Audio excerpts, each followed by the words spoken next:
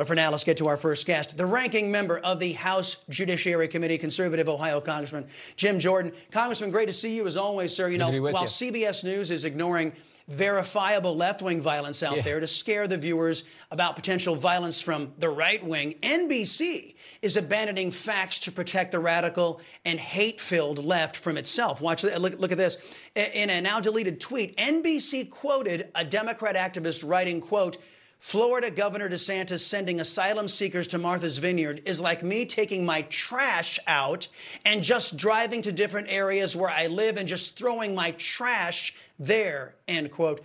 Congressman, NBC deletes that tweet for the same reason CBS ignores left-wing violence. They're seeking to present propaganda to push a narrative and not facts, right? Yeah, and the country's figured this out a long time ago. I mean, I sort of have just the basic premise that now any headline you see from the mainstream press, just assume it's a lie, because 9 times out of 10 it is. You know, the CBS reporter used the term disturbing. I will tell you what's disturbing. It's what you talked about, Chris, is what happened in the summer of 2020 around the country, where left-wing violence on our police officers and so many small business owners. What was disturbing was a couple of weeks ago when Joe Biden stood in front of Independence Hall, where those people started this experiment in liberty we call America, stood in front of Independence Hall with that background, with his fist clenched, calling half the country extremists. What's disturbing, frankly, I think, to American people today, too, is we went from a secure border to no border. We went from stable prices to record inflation. We went from safe streets to record levels of crime in every major urban area in the country. We went from $2 gas to $5 gas. I think those things are what's really disturbing to most Americans. But, of course, the mainstream press is going to talk about the things they talk about, frame things the way they do. That's in just a way that's not accurate. And frankly, as far as Martha's Vineyard goes, you know, it's funny with Democrats. They're sanctuary cities until it's actually time to provide sanctuary. And then, oh, no, we don't want to do that. That's for someone else. It just shows the hypocrisy that these guys have. Indeed. And, of course, don't look to CBS or NBC to call out that hypocrisy. They don't do that to Democrats. Speaking of those elitists at the haughty Martha's Vineyard, they couldn't bear the sight of 50 illegal aliens. So Massachusetts called in 125 National Guard to handle Joe Biden's crisis. Then the haughty liberals in Martha's Vineyard shipped those illegals to a military base. Meanwhile, border towns like Eagle Pass, Texas, had 500 illegal aliens cross into their fair city in the span of 2 hours on Friday, Congressman. Isn't the reason why Democrats are so angry is because not even CBS and NBC can hide the Democrats' push for illegal immigration and all the harm it's doing? Yeah, now finally everyone gets to see just how hypocritical their position is and what's really going on. And the real problem here, as we all know, your viewers know, is that Joe Biden has we no longer have a border. Let's just be honest. We no longer have a border. Millions and millions have come across in just the 20 months Joe Biden's been running the government. So this is how bad it is. And I always point out this. This is not an accident. This is deliberate. This is intentional. This is premeditated, what they're doing to our border. And now when Republican governors like Governor Abbott and Governor DeSantis decide, well, we're going to let the rest of the country get a taste of what's happening on our border, they're up in arms because, as you point out, there's always 2 standards. There's one standard for the elite. If your name is Clinton, Comey, Biden, Strzok, Page, there's one standard for them, but a different standard for us regular people. Or if you're NBC News, CBS News, or you live on Martha's Vineyard, there's one standard for you guys, a different for us regular folks. And the country is fed up with that. And I think it's why in 50 days, hopefully they're going to elect a whole new Congress with Republicans in control. Now, from your lips to God's ears. In the meantime, there's an immense amount of damage being done by this current regime in Washington. Economists are starting to sound the alarm over an executive order Joe Biden quietly signed back in March. A provision in the executive order of 14067 allows for legal government surveillance of all U.S. citizens, total control over bank accounts and purchases, and according to critics, it gives big government the ability to silence dissenting voices. Couple this with credit card companies like Visa, MasterCard, American Express working with the federal government to track our gun purchases. Altogether, this lends itself to the development of a surveillance state, Congressman.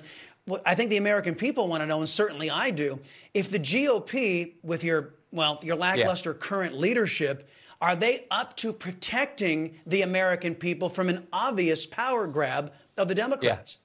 Right, because we take an oath. When you get sworn in, you take an oath to uphold the Constitution. And those provisions you just talked about, they are against the First Amendment, Second Amendment. They're unconstitutional in my judgment. So, yeah, we have to do that. I think this election boils down to those 4 issues I talked about plus freedom, those issues of immigration, crime, inflation, and border energy prices. And then, of course, what they're doing to our liberties. So think about this. In the past 6 weeks, Joe Biden has raided the home of a former president, taken the phone of a sitting member of Congress, told half the country you're extremists, called us extremists and fascists, said to those same people, oh, by the way, I'm going to make you pay the student loan debt of the good Americans who vote Democrat. And if you don't like that, never, ever forget, I signed legislation to unleash 87,000 IRS agents to come harass you, the taxpayer, what you just talked about. So this is scary stuff. We had better be focused on that because this election's about those 4 big issues and freedom. That's what's on the ballot come November 8th.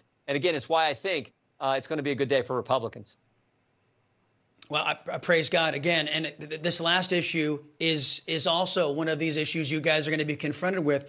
The great state of Texas, my home state, is leading the fight against big tech censorship. An appeals court has held up a Texas law that bars social media companies from regulating online speech. And in a back and forth between your fellow Republican Senator Josh Hawley, a conservative, and Facebook executive Chris Cox, Cox actually admitted, Congressman, that Facebook is a publisher. Listen to this. Respectfully, Senator, I think the balance of how to protect free expression as well as public safety is a difficult issue, but it's one we're committed to working with outside experts and publishing our work. Then the Attorney General Ken Paxton came on my radio show today, Congressman, and gave this reaction to that soundbite. Listen. I'm not an expert on 230 because it's a federal law that we have, very little input on, if any. That's why we passed our own state laws like the one you and I just discussed because of the frustration we've had with these special protections that Congress gave these internet companies that I think have long past served their purpose. So, Congressman, under oath, Facebook has admitted to being a publisher. They're not in compliance with Section 230, which means they've opened themselves up to lawsuits from we the people. Can you commit right now the Republicans are going to make sure Facebook can no longer play censor and publisher while claiming to be an open platform?